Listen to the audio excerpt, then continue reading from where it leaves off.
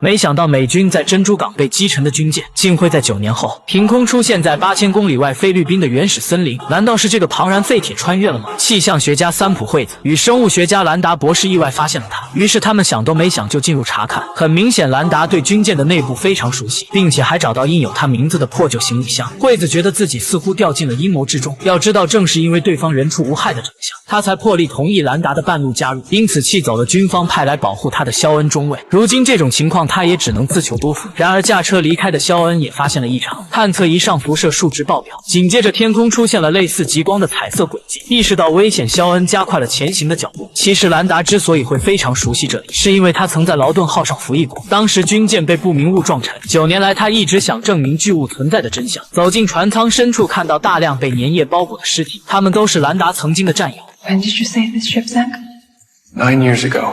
要命的是，这些粘液还比较新鲜，想必意味着什么，不用我多说。两人马上开始原路返回，可退路竟布满了更新鲜的粘液。正当两人不知还能不能活着出去时，船舱受到外力拍打，出现了极为严重的变形。等他们反应过来，一只大爪子就挠破了厚厚的铁板，胡乱划拉。兰达也被撞断的钢架死死压住，眼看他就要与其他战友团聚。肖恩突然返回来救人，趁怪物还没有摸到他们的准确位置，合力将兰达从钢架下拉了出来，一口气带着大家跑出了军舰。但危机仍在继续，首先因重心不稳，军舰开始倾斜，三人恨不得用上博尔特的速度脱困，幸好在最后一刻有惊无险。随着一声咆哮，怪物也爆仓而出，这下他们才真正看到对方的强大。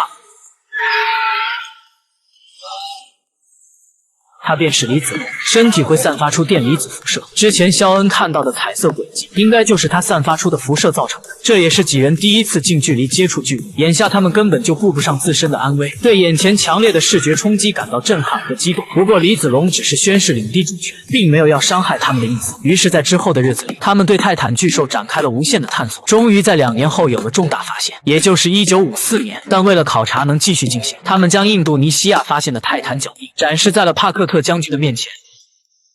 This is gonna give me nightmares.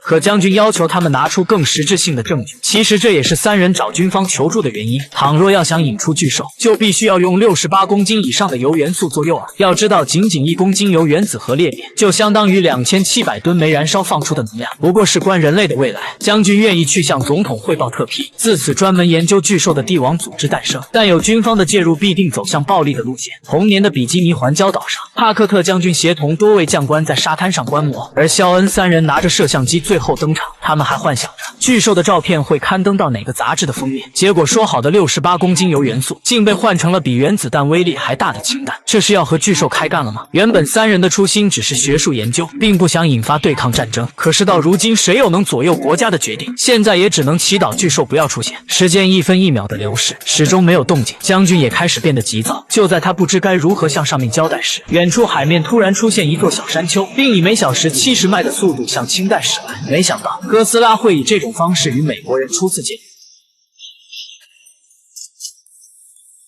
此刻岸边的军官还不知死活，纷纷拿出望远镜观看。倒计时开始，惠子试图去阻止氢弹的爆炸，却被肖恩死死抱住。毕竟他冲上去也只不过是无谓的牺牲。随着一声巨响，军官们欢呼雀跃，感叹国家的强大，认为哥斯拉会因此领了盒饭。任凭谁也不会想到，数年后他们会为今天的所作所为而买单。